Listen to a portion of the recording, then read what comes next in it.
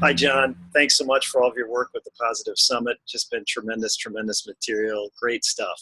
My name is Kole Knueppel. I'm with the University of Notre Dame, where I'm the director of the Center for Transformational Educational Leadership. I have the great privilege to travel around the country and work with leaders, most of them in faith-based schools and most of them in urban schools in really challenging contexts. My own background is an urban school turnaround leader. And, when I'm doing this national work, I reflect often on the ridiculousness of this German Polish kid from Milwaukee doing work with leaders across the country. And I often think of the line that my grandfather used with me in the rare occasion that I would beat him in chess. He would look up from the board with a twinkle in his eye and say, "The dumbest farmer grows the biggest potatoes." And I also reflect on the fact that I would not be doing this work were it not for the leadership failure that I have gone through in my leadership journey. So I know that coaches and some leadership consultants and leadership folks will say, don't use the word failure or avoid the use of failure. And it may seem counterintuitive as part of the Positive Summit to talk about leadership failure.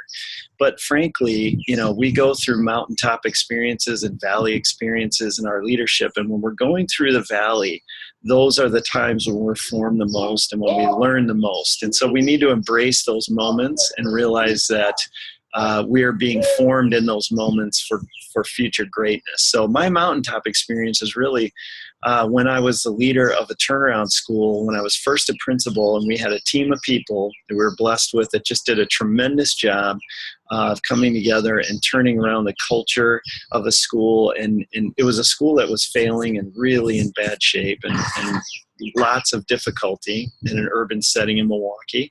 And we were blessed with tremendous success, turning the culture around, the behavioral aspect, the academic results, all things on a great trajectory. Well, I went from that experience to be the superintendent of a network of schools. Now, thankfully, that network of schools today is doing really well. When I was there, wow, what a struggle. And so much of it was caused by my leadership. I went into it with way too much confidence as a young leader, way too much of a sense of self-sufficiency, way too egocentric, thinking, all right, people, I did this once already, and here I am. I'm going to show you how to do this. I led from a very top-down perspective, saying, I've got the answers, I've got the recipe.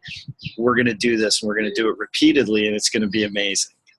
Well, 2 years into that, I realized that if I were charging up the hill right now and I looked around, no one would be with me. And that was a very hard thing for me to realize.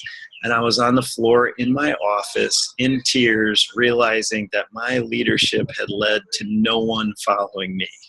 And so when I took stock of that moment, I also realized that I was praying, God, get me out of this situation. And so I changed my prayer from God, get me out of this situation to God, change me in this situation.